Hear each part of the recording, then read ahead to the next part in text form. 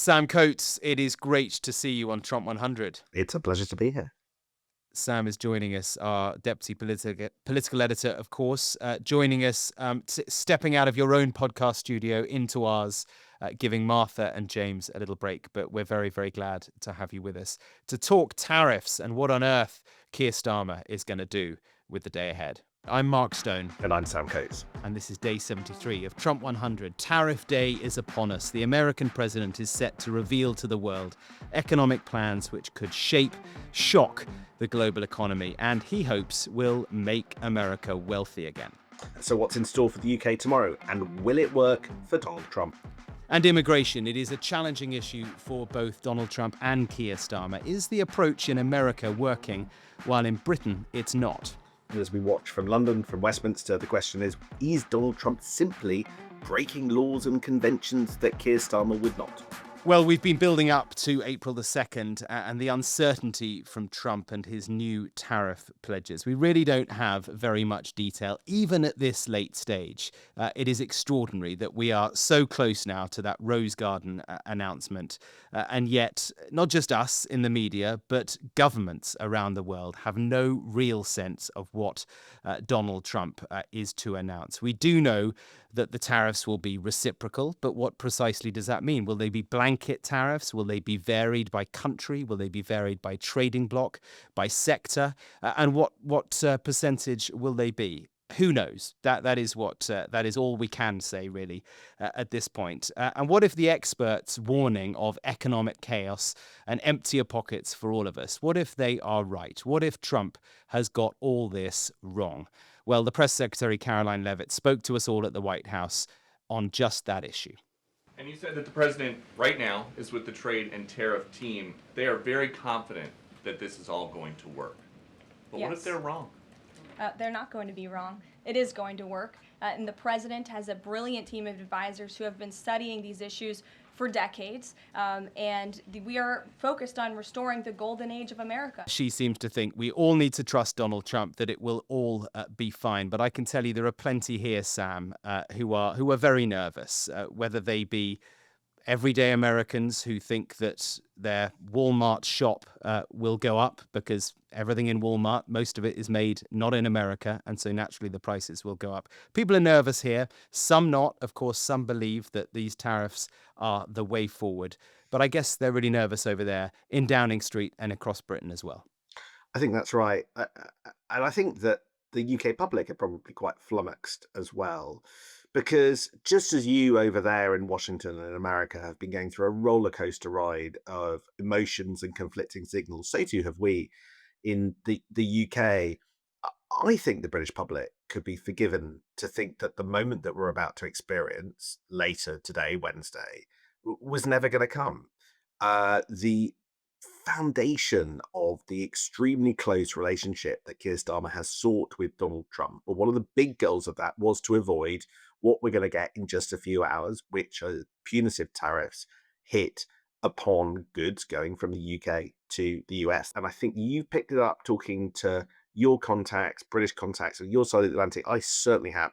There was a confidence. There was a confidence that the strength of that relationship was going to avert a moment that now it looks like we are going to have to confront.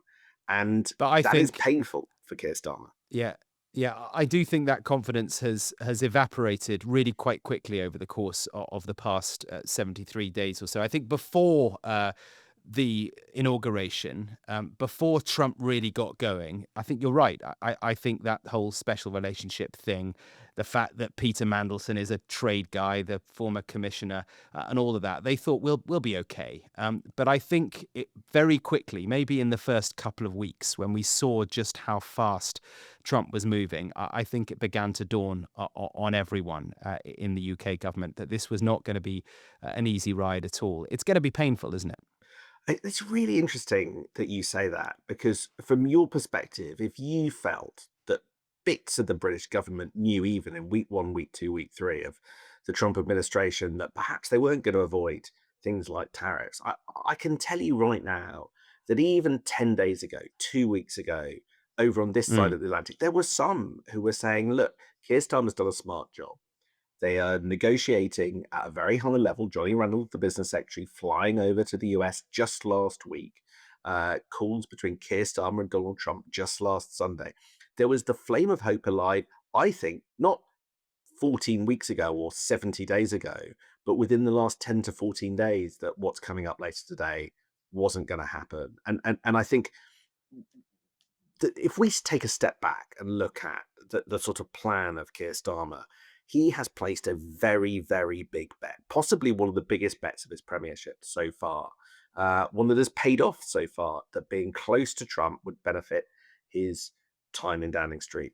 And this is the first big test of that. He has endured a lot of pain because it is not popular to be close to Yeah. Donald Trump. In fact, Donald Trump is the most unpopular leader in the UK compared to any other country. It is very, very likely that he's going to be proved wrong, at least for a short period of time. And that is going to be difficult. We all know Donald Trump. We all know what he wants to do. We all know how he likes to be seen. He wants to be in control. And, you know, this Rose Garden moment, it's going to be all bells and whistles. The first Rose Garden event of his second presidency. The whole cabinet's going to be there. It's going to be a show, a Trump type show. And so he's going to want to make a point. But I've been told over the course of today by a number of people that we shouldn't be seeing this Liberation Day, as he's calling it, as the end point. It is the starting point. Let Trump make his point, and then from that point, when we know precisely what the tariff barriers look like, then we can really start to negotiate. And I wonder, I'm keen to know what you think about this, whether in his back pocket, Keir Starmer has got a load of different things, bones that he can throw to Donald Trump and say, okay, fine. Do you know what, Mr. President? Cars. Currently 10%. If American cars coming into the UK, 10%. We'll reduce that.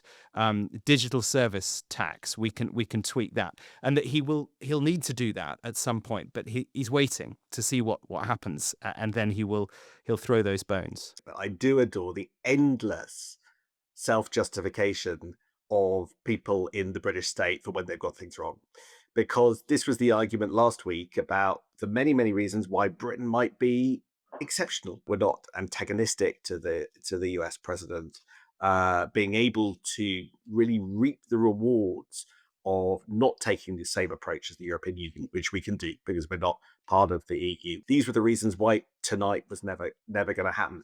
Now the window has shifted, and yes, just like you, I am hearing from people in Downing Street in the last 20 minutes. They're saying, look, we're quietly optimistic that over the next few days, weeks, months, we might be able to get to a place where, yes, there is the big Trump moment, but we can negotiate effectively and negotiate our way out of it, or certainly to ameliorate some of the conditions. But we've got to be very careful about giving them too much credit. Are we talking about them completely being able to negotiate to zero the tariffs that are slapped on, or simply making the situation less bad than it otherwise would have been? We will see. 4 p.m. Is the time. The Rose Garden is the location, and the day is, Trump says, Liberation Day. So it's 9 p.m. On Wednesday night. 9 p.m. Your time. Yeah, it's going to be fascinating indeed. Let's move on. I do want to get your take on the differing the differing policies or the differing methods, I should say, of the US government and many other governments when it comes to immigration, because a story bubbling in the news over the past week or two is the recent deportation of hundreds of immigrants, many of them Venezuelan, allegedly gang members, to El Salvador. It's still playing out in the courts, and yet people are still being deported by the Trump administration. They're now calling the deportations anti-terror operations, and they are doing these deportations without court orders.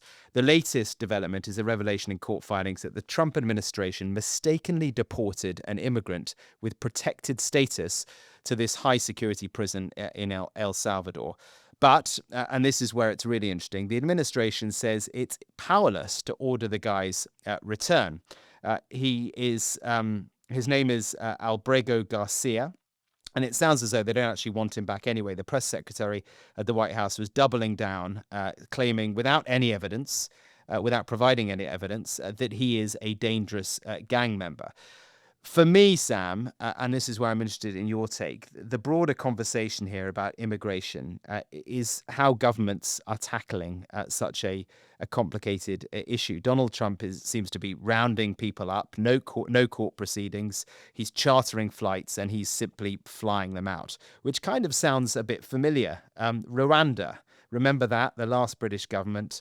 Rishi Sunak's plan to round people up, to put them on flights and send them to Rwanda. That didn't work because he had to abide by the law. Donald Trump, some would argue, doesn't mind too much about the law. What do you think? So the first big difference between this government in the UK and the American government is the attitude to the law. Now, the El Salvador case that you just referenced seems to be based on a mistake. I think there's a much bigger worry, not just on immigration, but on matters more generally about, and I think this is a genuine concern spanning a lot of issues, is if the American administration is very prepared to simply defy the law and defy the courts in perpetuity. Now, it's a bigger topic than we've got time for now, but I actually think all the things that we might consider in the weeks and months to come, the Trump administration basically putting two fingers up to American courts in general, all the way up to the Supreme Court, is possibly the biggest thing that the UK government might worry about.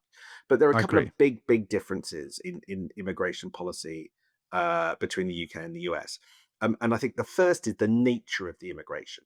A lot of immigration to the UK, ultimately, these are people from the Middle East, they're from war zones, conflict zones. They're also increasingly sort of huge mass migration populations who are moving as a result of climate change. And that is desperate people looking for new beginnings and seeing Britain as a possible safe haven, of which economic reasons are one, but not the only reason that they move from their homeland. Whereas I think it's fair to say, on the US side, quite a lot of this is driven by the economy. Not entirely, Well, but a lot more. yeah. I mean, I kind of agree to an extent. It is the push and pull of migration, but I would say that actually, of course, the prospect of prosperity in America, the American dream, it's a real pull. Perhaps more of a pull than prosperity in the UK. But I would say that I think climate change certainly and governmental collapse in Central and South America is also a massive push. It's pushing people out. I was on holiday in Mexico last week, and I got into an Uber, a battered old car, a guy driving the Uber. And I said to him, how's life here? And he said, it's absolutely awful. And he went into lots of reasons, but his primary reason why it was awful is because it's so hot. He said it has got so hot over the past few years. Climate change is changing everything. I cannot live in my city, cannot live in this country, and I want to move out anywhere. And he'll probably be one of these people who comes to America. So I do think that push and pull, the economy is one thing in America, but I think they're being pushed out of South and Central America by all sorts of uncertainty there too. Now, Sam, while we have been talking, and in fact for the 24 hours preceding that as well, one man has been standing at the podium in the United States Senate talking constantly. His name is Cory Booker. He is a senator from New Jersey, and it's remarkable. I'm just tuning in now. You can listen to him here. Dollars to the deficits that our children, that our children's children are going to have to pay for. The debt. He's still talking. Absolutely extraordinary. He started at 7 p.m. yesterday. He is seizing on a mechanism which allows him to take the floor of the United States Senate, effectively to make a point. And as long as he stays there at the podium and keeps talking, he can't go to the loo, he can't sit down, he can't eat. He can pause only when his mates in the Senate, other senators, stand up and say a few words to allow him to gather his thoughts. And he's making a point about the state of America at the moment and the deeply, deeply disturbing state that he sees his country to be in. It's pretty remarkable. I mean, as in so many other things, America puts the UK in the shade in this. I'm told that the longest speech that we've had in the UK in the Commons is simply 6 hours. So that pales into comparison. That was as far back as 1828. But at the heart of it, there's an interesting political technique that I think the UK and the US do share, which is this idea of talking and talking and talking in order to stop something happening. And that is very much alive and well also in the UK, even if the US do it on a far more spectacular scale. He has now broken the record for the longest floor speech in the Senate. Prior to today, it was 24 hours and 18 minutes. You've got to go back to 1957. Now that record has been broken by the senator from New Jersey, who said at the beginning of this marathon, "I rise with the intention of disrupting the normal service of the United States Senate. As long as I am physically able, I rise tonight because I sincerely believe that our country is in crisis." And he went on to say, in just 71 days, the President of the United States has inflicted so much harm on American safety, financial stability, the core foundations of our democracy. It is a marathon speech, and I think, well, it's clearly going to go down in history, and some are saying that it should become the blueprint for the Democratic Party's fight back. And that's it for day 73 of Trump 100. If you have any questions, you can email us at trump100@sky.uk. And Sam, thank you very much for joining us. In 4 hours and 14 minutes, I'll be getting up in order to bring you my podcast, Politics at Sam and Anne's, everything you need to know about the day ahead in British politics in under 20 minutes, the sort of UK cousin to what you do over there with Trump 100. I would like to see it as more of a brother. Subscribe to Sam and Anne's, subscribe to Trump 100, wherever you get your podcast. Thank you for listening, and we will be back tomorrow for day 74.